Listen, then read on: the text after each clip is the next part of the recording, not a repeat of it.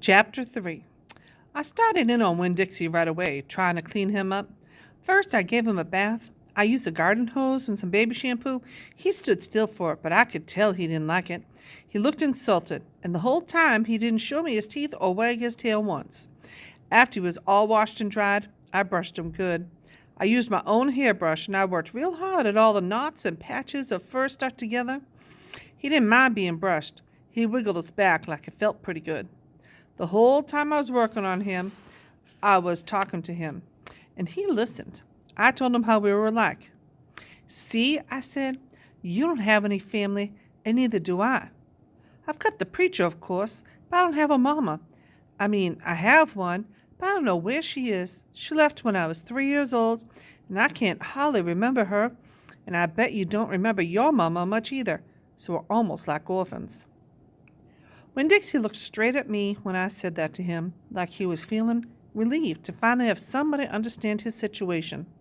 I nodded my head at him, and we went on talking. I don't even have any friends because I had to leave them all behind when we moved here from Watley. Watley's up north in Florida. You ever been to North Florida? Winn Dixie looked down at the ground like he was trying to remember if he had. You know what, I said?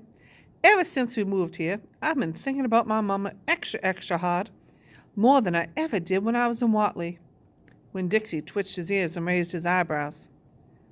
I think the preacher thinks about my mama all the time, too. He's still in love with her. I know that because I heard the ladies at the church in Watley talking about him. They said he's still hoping she'll come back, but he doesn't tell me that. He won't talk to me about her at all. I want to know more about her, but I'm afraid to ask the preacher. I'm afraid he'll get mad at me. Winn Dixie looked at me real hard like he was trying to say something. What? I said. He stared at me. You think I should make the preacher tell me about her? Winn Dixie looked at me so hard, he sneezed. I'll think about it, I said. When I was done working on him, Winn Dixie looked a whole lot better. He still had his bald spots, but the fur he did have cleaned up real nice. It was all shiny and soft. You could still see his ribs, but I intended to feed him good, and that would take care of that. I couldn't do anything about his crooked yellow teeth because he got into sneezing fits every time I started brushing them with my toothbrush, and I finally had to give up. But for the most part, he looked like a whole lot better, so I took him to the trailer and showed him to the preacher. Daddy, I said. He said. He was working on a sermon and kind of muttering to himself. Daddy, I want to show you the new Winn Dixie. The preacher put down his pencil and rubbed his nose, and he finally looked up. Well, he said, smiling real big at Winn Dixie. Well, now don't you look handsome?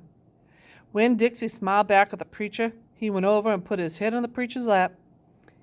He smells nice, too, said the preacher. He rubbed Winn Dixie's head and looked into his eyes.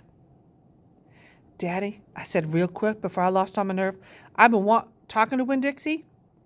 Is that right? The preacher said. He scratched Winn Dixie's head. I've been talking to him, and he agreed with me that since I'm 10 years old, you should tell me 10 things about my mama. Just 10 things, that's all.